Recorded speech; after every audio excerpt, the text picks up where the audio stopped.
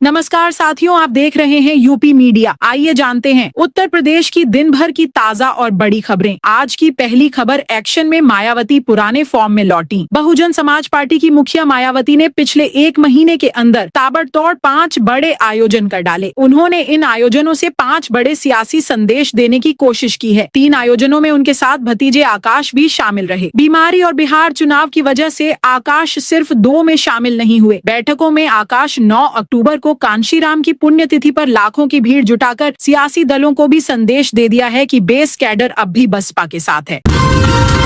ज्ञानवापी के सील वजू खाने पर अब सीसीटीवी लगाने की मांग। ज्ञानवापी आदि विश्वेश्वर पूजा पाठ से जुड़े वाद की सुनवाई शनिवार को हुई। इसके वादी शैलेंद्र कुमार योगीराज ने सिविल जज सीनियर डिवीजन फास्ट ट्रैक की अदालत में नई अर्जी डाली और सील वजू खाने की सुरक्षा और निगरानी के लिए सीसीटीवी कैमरे लगाने की मांग की है। इस पर कोर्ट ने 22 नवंबर अगली सुनवाई की तारीख तय की है। बता दें कि ज्ञानवापी परिसर में स्थित वजू खाने को सुप्रीम कोर्ट के आदेश पर सील किया गया था। इसकी सील पर लगे कपड़े फटने के बाद जिला प्रशासन ने इसे बदलने के लिए जिला जज की अदालत में अर्जी दी है, जिस पर सुनवाई चल रही है। विक्रमशिला एक्सप्रेस में आतंकवादी और बम। अलीगढ़ स्टेशन पर रोकी गई ट्रेन। भागलपुर से आनंद विहार जा रही विक्रमशिला एक्सप्रेस ट्रेन में रविवार सुबह आतंकवादी और बम की सूचना पर हड़कंप मच गया। ट्रेन की अलीगढ़ रेलवे स्टेशन पर चेकिंग कराई गई। इससे ट्रेन करीब 42 मिनट तक स्टेशन पर खड़ी रही। हालांकि चेकिंग में कोई भी आतंकवादी, बम या कोई भी संदिग्ध वस्तु नहीं मिली।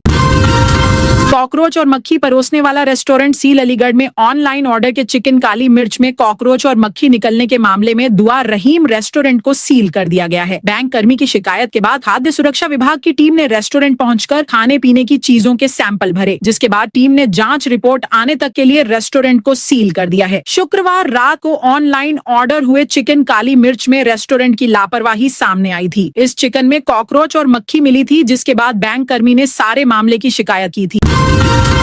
लखनऊ में फर्जी फर्म बनाकर 2 करोड़ 49 लाख टैक्स चोरी। लखनऊ में जीएसटी के तहत फर्जी बिलिंग कर सरकार को करोड़ों का चूना लगाने वाला एक बड़ा घोटाला सामने आया है। राज्य कर विभाग ने जांच में पाया कि एएमएस शिंदे एंटरप्राइज नाम की फर्म ने बिना किसी कारोबार के 2 करोड़ 49 लाख का input tax credit pass on किया। अब विभाग ने फर्म के मालिक अनिल तुकाराम शिंदे निवासी पुणे, महाराष्ट्र के खिलाफ कृष्णानगर थाने में मुकदमा करवाया है। टाइगर रिजर्व में सफारी के दौरान बाघ ने दौड़ाया। पीलीभीत टाइगर रिजर्व के नए पर्यटन सत्र का शुभारंभ हुआ है। पहले दिन बाघ समेत वन्य जीवों को अपनी आंखों से देखने का रोमांच पूरा करने सैकड़ों लोग पहुंचे, पर इस दौरान एक बड़ा हादसा होते होते टल गया। जंगल सफारी की जिप्सी पर घूम रहे एक परिवार पर बाघ ने हमला कर दिया। बाघ ने कुछ दूरी तक जिप्सी का पीछा किया, पर जिप्सी चालक ने गाड़ी को तेज रफ्तार में दौड़ा दिया। परिवार के लोग इस भयावह मंजर को देख डर के कांप गए। कुछ देर के बाद बाघ जंगल में वापस लौट गया। परिवार बाल बाल बच गया। जिप्सी चालक की सूझबूझ से परिवार के 11 लोगों की जान बाल बाल बच गई। बहराइच आएंगे सीएम योगी। मुख्यमंत्री योगी आदित्यनाथ आज बहराइच जिले का दौरा करेंगे। वे कौड़ियाला नदी में नाव पलटने से हुई महिला की मौत और 8 लापता लोगों के परिजनों से मुलाकात करेंगे। सीएम दोपहर 2:50 पर मिहीपुरवा तहसील पहुंचेंगे। सीएम प्रशासनिक अधिकारियों ने रेस्क्यू ऑपरेशन की जानकारी लेंगे और इलाके का हवाई सर्वेक्षण भी करेंगे। सीएम जिले में 2 घंटे रहेंगे।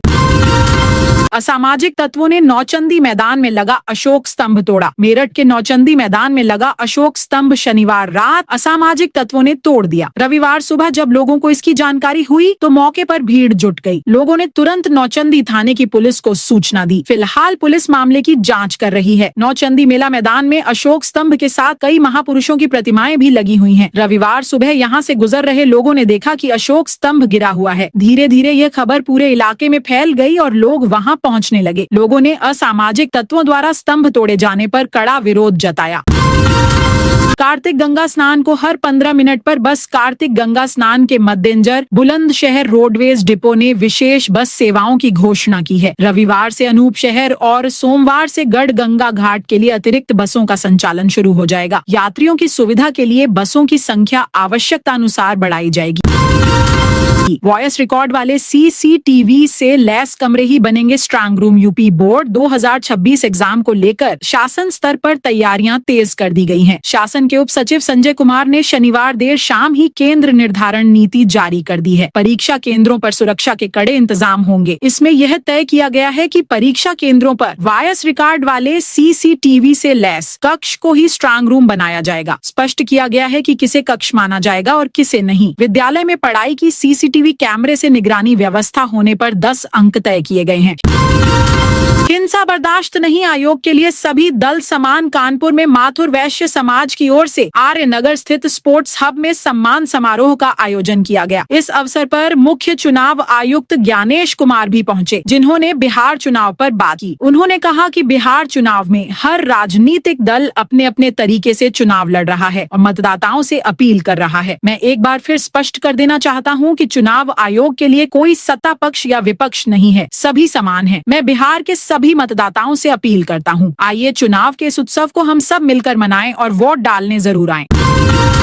महादेवा कॉरिडोर निर्माण दूसरे दिन भी मकानों पर चला बुलडोजर। श्री लोदेश्वर महादेवा तीर्थ नगरी में प्रस्तावित महादेवा कॉरिडोर के लिए सड़क चौड़ीकरण का रास्ता अब लगभग साफ होता दिख रहा है। रविवार को लगातार दूसरे दिन भी प्रशासन की ओर से बुलडोजर कार्रवाई जारी रही। पोकलैंड और JCB मशीनों की गर्जना के बीच कई मकानों को गिराया गया, जबकि डंपर लगातार मलबा हटाने में लगे रहे। वेस्ट यूपी में सबसे ज्यादा प्रदूषित मेरठ। NCR में प्रदूषण लगातार बढ़ता जा रहा है। शहर में सांस लेना मुश्किल हो रहा है। लोगों की सांसों पर संकट दिखाई दे रहा है। प्रदूषण का लेवल रविवार सुबह इतना ज्यादा था कि आंखों में भी जलन होने लगी। प्रदूषण के मामले में NCR में मेरठ पहले और बागपत दूसरे नंबर पर रहा। NCR में दीपावली के बाद से प्रदूषण का स्तर कम नहीं हो रहा है। लाल श्रेणी में चल रहा प्रदूषण शहर वासियों के लिए मुसीबत बनता जा रहा है। सुबह के समय से ही प्रदूषण का लेवल इतना ज्यादा है कि आंखों में जलन और गले में खराश होने से लोग परेशान हो रहे हैं। 7 नवंबर से लखनऊ से मुरादाबाद के रास्ते सहारनपुर तक चलेगी वंदे भारत। लखनऊ से सहारनपुर के बीच 7 नवंबर से चलने वाली वंदे भारत ट्रेन मुरादाबाद से होकर गुजरेगी। इससे सीतापुर के रास्ते चक्र तीर्थ नैमिषारण्य के दर्शन करने वाले श्रद्धालुओं को राहत हो जाएगी। ट्रेन के संचालन की सूचना कुछ दिन पूर्व रेल मंत्री अश्विनी वैष्णव ने सोशल मीडिया प्लेटफॉर्म X पर साझा की थी। इसके बाद ट्रेन की समय सारणी आदि तैयार कर नोटिफिकेशन जारी किया गया।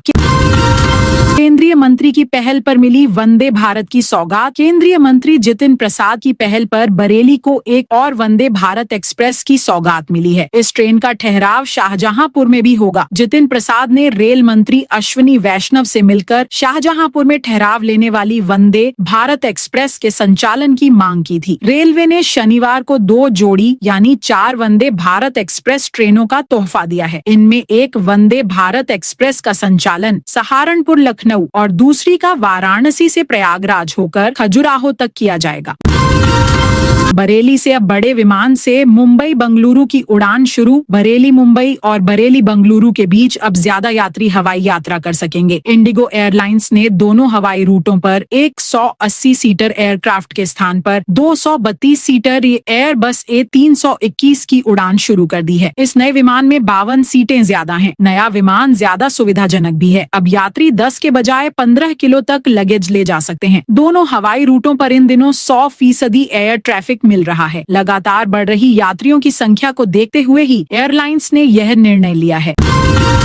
जमीन रजिस्ट्री मामले में मुख्तार अंसारी के बेटों के खिलाफ लंबित आपराधिक कार्यवाही पर रोक बढ़ी। इलाहाबाद हाईकोर्ट ने गाजीपुर के गजल होटल की विवादित जमीन की रजिस्ट्री करने के मामले में माफिया मुख्तार अंसारी के बेटों अब्बास अंसारी और उमर अंसारी के खिलाफ ट्रायल कोर्ट में लंबित आपराधिक कार्यवाही पर लगी रोक बढ़ा दी है। साथ ही सरकार को जवाब दाखिल करने के लिए आखिरी मोहलत दी है। यह आदेश न्यायमूर्ति समीर जैन की अदालत ने अब्बास और उमर अंसारी की ओर से मऊ की ट्रायल कोर्ट में लंबित आपराधिक कार्यवाही को चुनौती देने वाली याचिका पर दिया है। कोर्ट ने इस मामले में जुलाई 2023 में अब्बास व उमर के खिलाफ लंबित मुकदमे की कार्यवाही और आरोप पत्र पर रोक लगाई थी। पीलीभीत में नेपाली हाथियों का आतंक। पीलीभीत के थाना माधोटांडा क्षेत्र में शारदा पार के गांव ढकिया तालुका महाराजपुर में झोपड़ी में सो रहे 58 वर्षीय ग्रामीण पन्नू पर हाथी ने हमला कर दिया। चीख पुकार सुनकर जुटे ग्रामीणों ने बमुश्किल हाथी को खदेड़ा। हाथी के हमले से पन्नू की मौत हो गई। यह हाथी नेपाल से भारतीय क्षेत्र में आया था। घटना की जानकारी मिलने पर माधोटांडा थाने की रामनगरा चौकी पुलिस मौके पर पहुंची। घटना के बाद से ग्रामीणों में आक्रोश है। उन्होंने जंगली हाथियों को नियंत्रित करने की मांग की है। आयु निर्धारण का दावा लंबित तो आरोपी को 21 वर्ष की उम्र तक जेल में नहीं रख सकते। इलाहाबाद हाईकोर्ट ने कहा कि किशोर न्याय अधिनियम 2015 एक आत्मनिर्भर कानून है। इसकी धारा 10 स्पष्ट रूप से कहती है कि कोई भी विधि विरुद्ध बालक को न तो जेल में रखा जा सकता है और न ही हवालात में। यदि उम्र को लेकर विवाद है और आयु निर्धारण का दावा लंबित है तो भी आरोपी को 21 वर्ष की उम्र तक जेल में नहीं रखा जा सकता है। ऐसे में सुरक्षित गृह में रखा जाना चाहिए। अलीगढ़ जोन में 55,000 फर्मों की जीएसटी ने की सघन जांच शुरू। लखनऊ में बोगस फर्जी फर्मों के माध्यम से 341 करोड़ रुपए की जीएसटी चोरी का मामला सामने आने के बाद राज्य वस्तु एवं सेवा कर जीएसटी विभाग के अलीगढ़ जोन, अलीगढ़ मंडल और आगरा मंडल का एक जिला में भी बोगस फर्म खंगाली जा रही हैं। इस जोन में पंजीकृत 55,000 फर्मों की सघन जाँच शुरू कर दी गई है। सभी फर्मों के लेन देन और जीएसटी रिटर्न की गहन समीक्षा की जा रही है। बिजली बिल को लेकर पावर कॉर्पोरेशन की सख्ती। जिन उपभोक्ताओं ने सितंबर माह में बिजली तो खूब जलाई मगर अक्टूबर में बिल का भुगतान नहीं किया, उनके घरों और दुकानों में किसी भी समय अंधेरा हो सकता है। मुख्य अभियंताओं ने शनिवार को ऐसे बकायेदारों की सूची तैयार करने के लिए खंड के एक्साइन व उपखंड के एसडीओ को दिए हैं। जल्द ऐसे बकायेदारों के घरों व दुकानों के कनेक्शन काटे जाएंगे। पीएम मोदी ने की लखनऊ के खाने की तारीफ। यूनेस्को की ओर से लखनऊ को क्रिएटिव सिटी ऑफ गैस्ट्रोनॉमी का खिताब दिए जाने पर प्रधानमंत्री नरेंद्र मोदी ने अपनी प्रतिक्रिया व्यक्त करते हुए कहा कि लखनऊ आइए, यहाँ के व्यंजनों का स्वाद लीजिए। उन्होंने लिखा कि लखनऊ एक जीवंत संस्कृति का पर्याय है जिसके मूल में एक शानदार पाक कला संस्कृति है। मुझे खुशी है कि यूनेस्को ने लखनऊ के इस पहलू को मान्यता दी है और मैं दुनिया भर के लोगों से लखनऊ आने और इसकी विशिष्टता को जानने का आह्वान करता हूँ। 3,000 एकड़ जमीन पर बनेगा ग्रेटर कानपुर। कानपुर में नवी मुंबई की तर्ज पर ग्रेटर कानपुर योजना विकसित करने के लिए शनिवार को केडीए उपाध्यक्ष मदन सिंह गर्ब्याल सहित अन्य अधिकारियों ने प्रस्तावित क्षेत्र का निरीक्षण किया। केडीए अधिकारियों ने वहां काश्तकारों से खरीदी जाने वाली जमीन की कीमत तय करने के लिए प्रशासनिक अफसरों के साथ वीडियो कॉन्फ्रेंसिंग की। अमर उजाला ने ही सबसे पहले 29 जून को इस योजना की जानकारी प्रकाशित की थी। अयोध्या की सरयू नदी में छोड़े जाएंगे कछुए। यूपी का वन्य जीव विभाग अयोध्या में श्रद्धालुओं को कछुओं के दर्शन के खास इंतजाम कर रहा है। 1.5 साल पहले अजमेर सियालदह एक्सप्रेस से तस्करी करके ले जाए जा रहे 29 कछुए प्रजाति के इन कछुओं और घड़ियाल के शावकों को लखनऊ में रखा गया। वन विभाग के अधिकारियों का कहना है कि कछुओं के शावक अब नदी में छोड़े जाने के योग्य हो चुके हैं, इसलिए इन्हें नवम्बर माह में ही सरयू जी में छोड़ दिया जाएगा। जबकि अभी घड़ियाल के शावकों की लंबाई 2 मीटर से कम होने के कारण ये नदी में छोड़े जाने लायक नहीं हुए हैं। पंचायत चुनाव में फर्जी वोटरों को पकड़ने के लिए आयोग ने बनाई रणनीति। पंचायत चुनाव में फर्जी वोटरों को मोबाइल ऐप की मदद से पकड़ा जाएगा। राज्य निर्वाचन आयोग इस ऐप को तैयार करवा रहा है। इससे बूथ पर वोट देने आने वाले हर मतदाता का फोटो लिया जाएगा जो उसी वक्त रियल टाइम में आयोग के सर्वर पर सिंक होकर पहुंच जाएगा। इससे कोई एक मतदाता मतदान के उसी चरण में या अन्य किसी चरण में दोबारा वोट नहीं डाल पाएगा। रामपुर में खाद संकट गहराया, किसान परेशान। रामपुर में रबी गेहूं की फसल के लिए खाद की किल्लत से किसान परेशान हैं। शहजादनगर थाना क्षेत्र के धमौरा गांव की सोसाइटी में 2 दिनों से खाद न मिलने पर किसानों ने हंगामा किया। किसानों का आरोप है कि उन्हें सुबह 5 बजे से लाइन में लगना पड़ता है जबकि कर्मचारी शाम को आते हैं। जिले भर में रबी गेहूं की बुआई का सीजन शुरू होने के साथ ही किसानों को खाद और बीज के लिए संघर्ष करना पड़ रहा है। धमौरा गाँव की सोसाइटी में खाद न मिलने पर किसानों ने परिसर में नारेबाजी करते हुए विरोध प्रदर्शन किया। किसानों का कहना है कि सोसाइटी कर्मी अक्सर मौके से नदारद रहते हैं। संत कबीर नगर में बारिश से किसानों को भारी नुकसान। संत कबीर नगर जिले में लगातार बारिश के कारण धान की फसल को भारी क्षति हुई है। खेतों में धान के पौधे गिर गए हैं और अब वे वहीं जमने लगे हैं, जिससे किसानों को बड़ा आर्थिक नुकसान हो रहा है। किसानों को इस साल धान की अच्छी पैदावार की उम्मीद थी, लेकिन चक्रवात ने उनकी उम्मीदों पर पानी फेर दिया है। गुलरेहा निवासी राम शरण और बुजुर्ग राजपति ने बताया कि उनकी पूरी फसल बर्बाद हो गई है। उन्होंने कर्ज लेकर धान की खेती की थी, लेकिन अब कुछ नहीं बचा। खेत में फसल सड़ने लगी है, जिससे वे बेहद चिंतित हैं। तो दोस्तों, यह थी आज यूपी के सभी जिलों की खबरें। आप इस वीडियो को कौन से जिले से देख रहे हैं, उस जिले का नाम बताइए।